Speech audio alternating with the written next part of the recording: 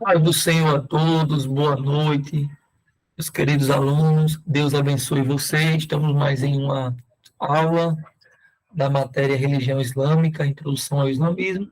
Estamos tendo um panorama sobre a religião islâmica e essa aula de hoje, tivemos um problema na aula passada ao vivo e estou gravando aqui para vocês.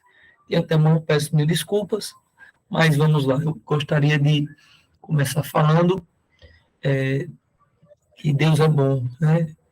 Como já falei, mencionei em outras aulas, o islamismo é a religião que mais cresce no mundo e é um problema, porque eles são, de fato, empenhados em evangelizar, em praticar a jihad.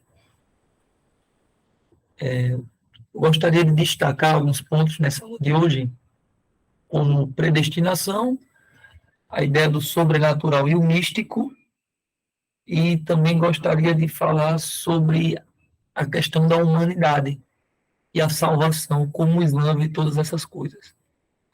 É interessante que, assim como os reformados, a teologia islâmica, a religião islâmica, ela acredita, de certa maneira, numa predestinação. Então, eles declaram que Allah tem todas as coisas pré-determinadas, sejam elas boas ou más, por toda a eternidade. E eles introduzem a doutrina do fatalismo. Qualquer coisa que acontece na vida de alguém é porque Allah quis assim. Bem parecido, né, com a doutrina da teologia reformada, das igrejas presbiterianas, porque aconteceu, porque Deus quis. Deus já predestinou, inclusive, os eleitos para a salvação, e Deus, de certa maneira, predestinou aqueles que não herdarão a salvação. E por quê? Porque Deus quis assim, porque não conhecemos a mente do Senhor. Eu não vou entrar nos méritos da questão do que defende a teologia reformada, mas é porque eu não sou reformado. Então, não seria honesto da minha parte falar mais profundamente sobre o tema. Mas nós vemos bem parecido, né? A crença entre o islamismo e a teologia cristã reformada. Diferente da teologia reformada, ao mesmo tempo que o islamismo ele defende a ideia de predestinação e o fatalismo, eles também defendem a ideia do sobrenatural e o místico. Então, nós temos alguns grupos islâmicos que acreditam em sonhos e visões. Isso é importante, porque nós temos relatos no mundo todo que muitos muçulmanos têm tido um encontro com o Senhor Jesus através de sonhos e visões. Alguns relatos vêm de todas as partes do mundo, do Oriente Médio, da Eurásia, da África, que muitos muçulmanos têm tido encontro com o Senhor Jesus através de visões, de sonhos. Então, nós temos relatos no mundo todo de que as pessoas têm tido encontro com Jesus através de sonhos e visões. Pessoas têm tido visões no mundo todo com Jesus, principalmente muçulmanos, e têm se entregado para o Senhor Jesus. Muitos têm alegado que têm tido sonhos com o Apocalipse, com o fim do mundo. Alguns alegam que Jesus tem aparecido para eles em sonhos. E isso é interessante. E após esses sonhos, eles têm entregado a vida deles ao Senhor Jesus. Mas é interessante que o islamismo já acredita, de certa forma, no animismo. Então, é uma mistura de crenças e uma base de um certo dele de espiritismo também, principalmente na África, né, em regiões da África, onde a feitiçaria é predominante. Nós temos muitos países africanos que nós temos muçulmanos, como Nigéria, Níger e outras partes daquela região. Existem comunidades islâmicas ali, e ali nós temos uma mistura entre animismo e islamismo. Alguns muçulmanos dessa região do mundo usam amuletos, talismãs, eles procuram adivinhadores, espíritos, para resolver seus problemas. Inclusive, nós temos a crença muito forte dos gênios, né, também no islamismo. Alguns alegam hoje em dia que essa crença é coisa do passado, mas, de fato, o islamismo ele menciona ali a crença em gênios.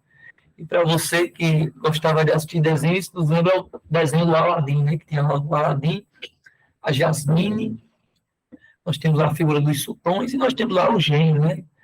Que, inclusive, teve um filme recentemente do Aladdin. Então, isso é uma crença dentro do islamismo. Se ainda se acredita nisso ou não, mas sabemos que, de certa forma, faz parte da crença islâmica. E está no Corão. O Corão ele fala sobre os gênios. O próprio livro muçulmano fala sobre os gênios. Então, é até interessante que o próprio Corão fala sobre os gênios. Nós vemos que era uma crença, seja ela antiga ou não, nós temos ela presente no islamismo. Mas eu gostaria de dizer que a principal diferença entre o cristianismo e o islamismo é quando nós falamos sobre humanidade, pecado e salvação. Por exemplo, sabemos que no cristianismo nós estudamos lá na soteriologia, na doutrina do homem, na armateologia lá atrás, nós estudamos a ideia de pecado original. Então, o cristianismo apresenta a ideia de pecado original. Quando Adão pecou, todos pecaram em Adão. E logo, todos morreram em Adão. E se todos morreram em Adão, todos estão destituídos da glória de Deus. Né? O livro de Romanos fala sobre isso. Porque todos pecaram e destituídos estão da glória de Deus. O salário do pecado é a morte. Logo, se Adão pecou, todos pecamos em Adão, logo todos estamos distantes de Deus. E por nós termos pecado em Adão, segundo a Bíblia Sagrada, Adão, ele ali no pacto, ele fez um pacto ali com Deus, pacto de obras. Como Adão pecou, Adão quebrou o pacto, e como o pacto foi quebrado, nós herdamos a morte. Então, mediante o pacto que foi quebrado, a morte entrou no mundo, a terra passou a produzir espinhos, cardos e abrolhos, as doenças, né? E logo a morte passou a todos os homens. É o que a Bíblia nos ensina. No islamismo, nós não temos isso. Não temos uma noção de pecado original. Nós não temos essa ideia que todos pecaram em Adão. E é interessante, pois bem, se nós não temos uma noção do pecado original, se ninguém pecou contra Deus no intuito que todos pecaram, logo não há uma necessidade de Salvador.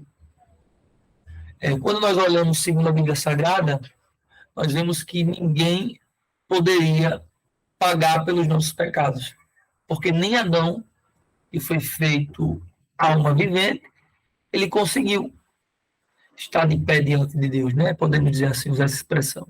Quando, na verdade, Adão pecou. Quando Adão pecou, a noção de pecado original diz que todos pecaram em Adão. Logo, a morte passou a todos os homens e logo todos pecaram. Logo, todos estão destituídos da glória de Deus. A carta de Paulo aos Romanos, ela trata muito bem sobre a questão da justificação. Entretanto, comparando com o islamismo, nós não temos o pecado original. O islamismo não nos apresenta o pecado original. Para o Islã, o ser humano não teve a sua natureza corrompida com a queda do homem.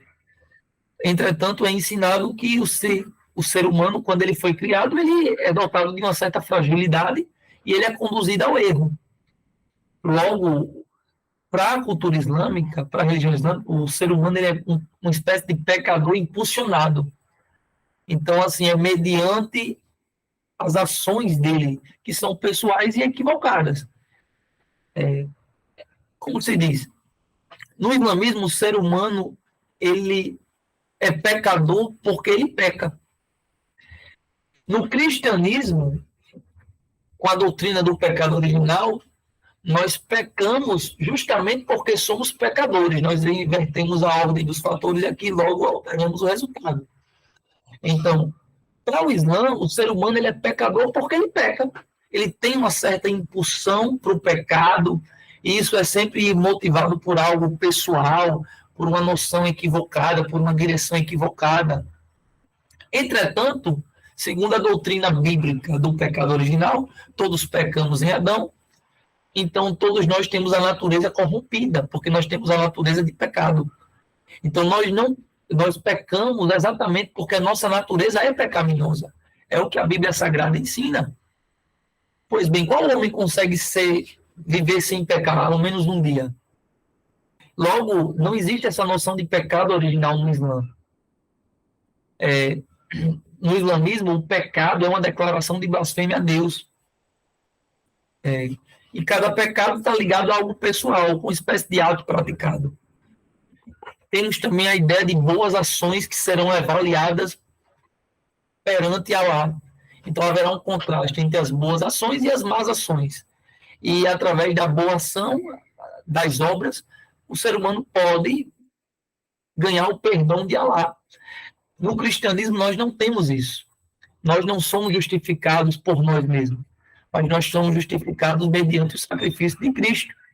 Romanos 6,23 diz: o salário do pecado é a morte, mas o dom gratuito de Deus é através de Jesus Cristo, a vida eterna através de Jesus Cristo, nosso Senhor. Então, enquanto no cristianismo nós somos justificados por Cristo, porque todos pecamos, não podemos comprar a nossa salvação, logo a ideia de obras é abolida no cristianismo. Ninguém pode ser salvo pelas obras, para que ninguém se glorie. No islamismo, eles apresentam a ideia de você ser salvo pelas obras, porque não existe a noção de pecado original. Se Adão não pecou, se não existe pecado original, logo não há necessidade de um Salvador. Olha que coisa interessante. Não existe uma necessidade de que Deus estabeleça o perdão como uma base moral. Por isso, logo o muçulmano ele não vai enxergar a necessidade de um Salvador. Tampouco um caminho que possa levar alguém à salvação mediante o sacrifício de alguém. Logo, se torna uma religião de obras, porque cada um pode se salvar através de seus próprios esforços. É interessante que é uma visão totalmente de obras. Então, cada um vai cuidar da sua própria salvação. Diferente da visão cristã, que é uma visão mais cristocêntrica. Ninguém pode se salvar. Pastor, mas eu sou bom. Segundo o cristianismo, ninguém é bom. Até porque o texto diz que todos pecaram. Quem pecou? Todos. Todos pecaram e destituídos estão da glória de Deus. Então, segundo a visão cristã, não há nada que possamos fazer para que sejamos salvos. Somos salvos totalmente pela graça e sacrifício de Cristo. Então, como é que somos salvos? Mediante a cruz de Cristo. Ao entregarmos a nossa vida para Jesus, nós cremos na salvação. E nós continuaremos a pecar, porque somos falhos, a nossa natureza ela é pecaminosa, ela é corrompida pelo pecado. No Islã, nós não temos isso. Então, nós temos aqui uma antítese, porque o islamismo ele incentiva a salvação por obras. Não há necessidade de um salvador. Não há necessidade de um sacrifício. Não há necessidade de alguém pagar pelos pecados de outro. Porque não houve, segundo o Islã, um pecado original. Então, a humanidade, cada um vai ter que dar conta dos seus próprios pecados e cada um pode ser salvo pelas suas próprias obras. Logo se torna uma religião egoísta, de certa maneira. Vida após a morte, então vamos seguir esse contexto. Os muçulmanos acreditam sim na vida após a morte, e quando um fiel muçulmano ele está enfermo, moribundo, ele faz a seguinte reza: que não há outra divindade somente Allah, e Mohammed ou Maomé, que é o seu profeta. Então, existe uma espécie de confissão, onde você vai negar os outros deuses,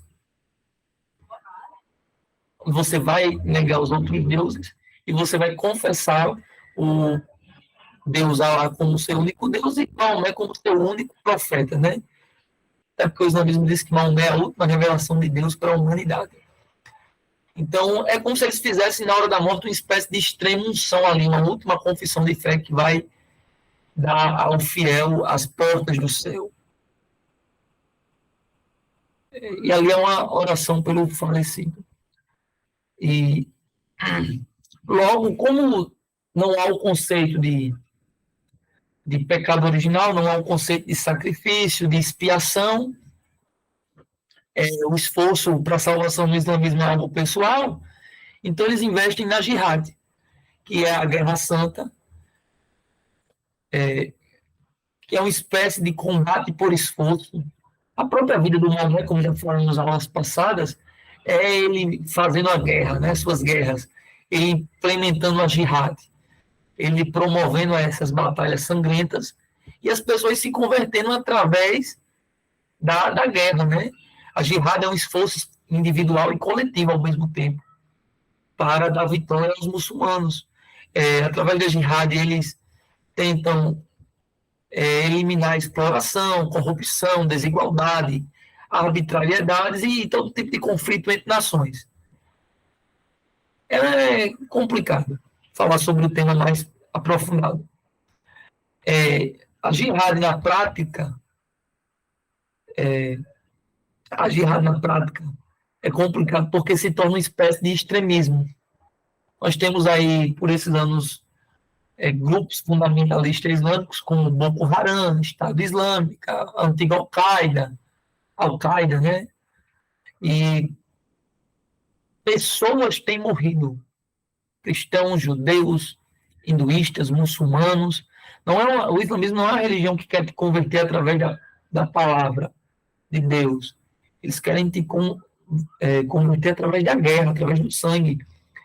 E o Corão condena todos os muçulmanos que não se envolverem na jihad. Então, veja só, como é que eu posso falar a respeito do tema. Uma vez eu vi um vídeo de uma pregação que um líder islâmico, ele falava que todo muçulmano precisa se envolver na jihad. E aquele que não se envolve, de fato, ele não é muçulmano. Não são palavras minhas. São palavras do líder. Tem esse vídeo no YouTube, eu vou procurar, vou postar para vocês. Então, até aquele muçulmano que muitas das vezes ele não quer se envolver diretamente, ele se envolve indiretamente. Como, pastor? Financiando, investindo, ofertando, abençoando, entre aspas, para que os extremistas eles possam lutar essas guerras. Uma das coisas que eles também querem é acabar com o Estado de Israel e acabar com os cristãos, né? De certa maneira. Mas, graças a Deus, a igreja tem se mantido de pé. A igreja sofredora ali naquela janela 1040.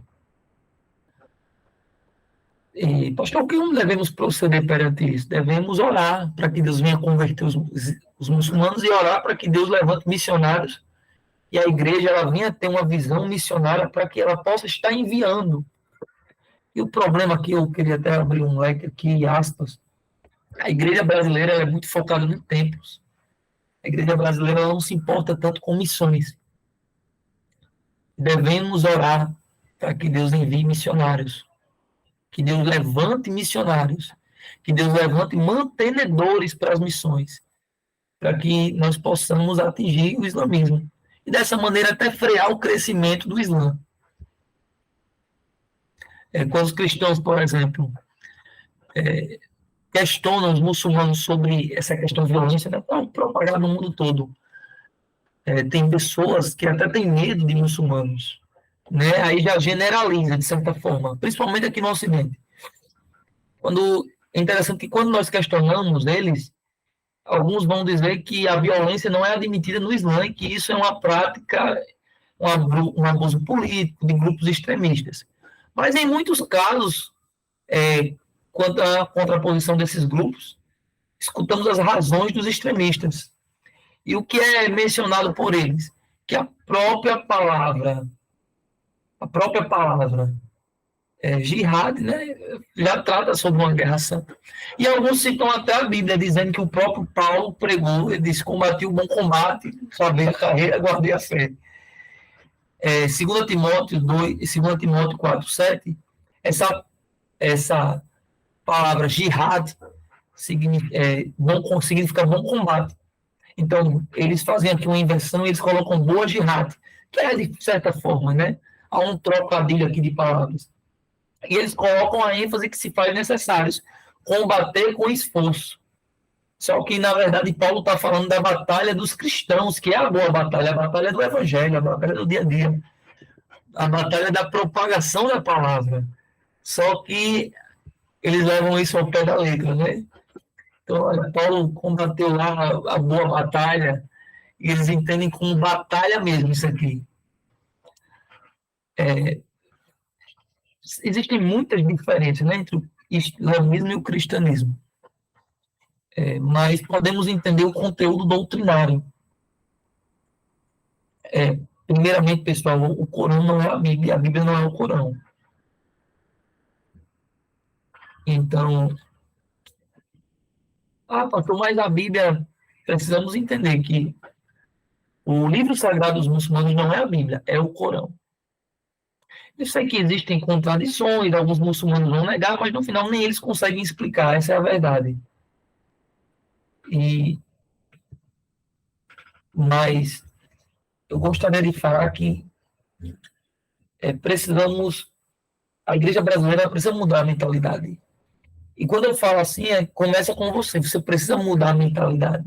Ter uma mentalidade mais missionária, ter uma mentalidade mais abençoada.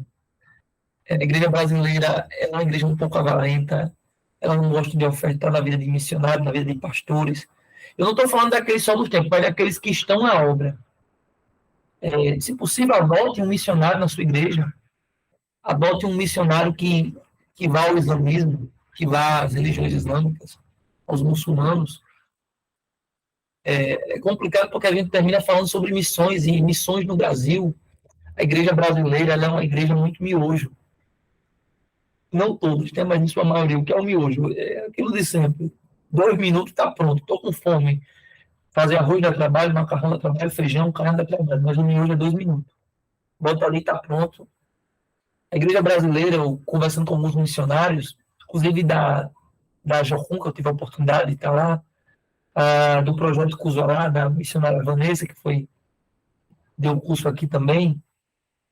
A igreja brasileira tem dificuldades porque ela quer ver o resultado, então ela fecha com o missionário, aí para bater fotos, então ela se tira muitas fotos, leva lá no culto de missões, faz o culto de despedida e tudo aquilo, e etc. E ao mesmo tempo, essa igreja brasileira, quando o missionário com 2 meses, 3 meses, ela já quer resultado. E ela não treina mais missionários, ou pelo menos não treina tantos quanto treinava antes. Para enviarmos hoje missionários, precisamos treinar, dar treinamento adequado, e há gastos em manter um missionário para treinar ele. Há bases missionárias espalhadas pelo Brasil que realizam esse tipo de trabalho. Há igrejas que ainda se empenham nesse tipo de trabalho, mas precisamos fazer um investimento. Tente mobilizar a sua igreja. Precisa ter um investimento sobre missões em toda a igreja.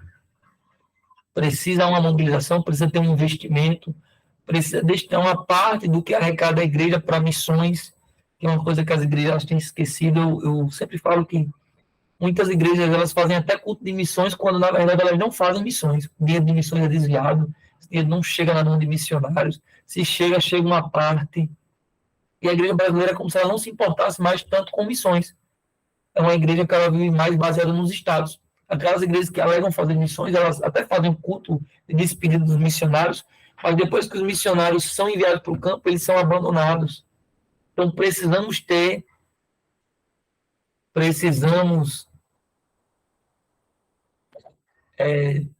um posicionamento referente a isso. A igreja brasileira se envolve tanto com política, tem se envolvido tanto com política nos últimos anos. Deveríamos focar mais em se envolver com missões. Eu não estou falando que se envolver com política é certo ou errado, quem sou eu para dizer? Mas eu acho que a igreja brasileira deveria focar mais em missões novamente. Mais em treinar missionários, treinar pastores, enviar, sustentar.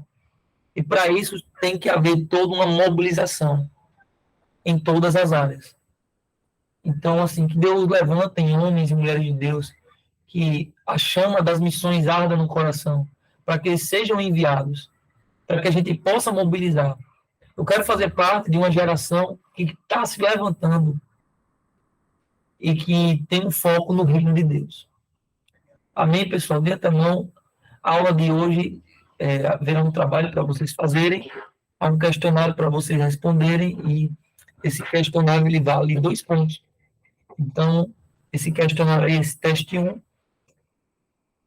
e que Deus abençoe vocês e fiquem com essa reflexão. Amém?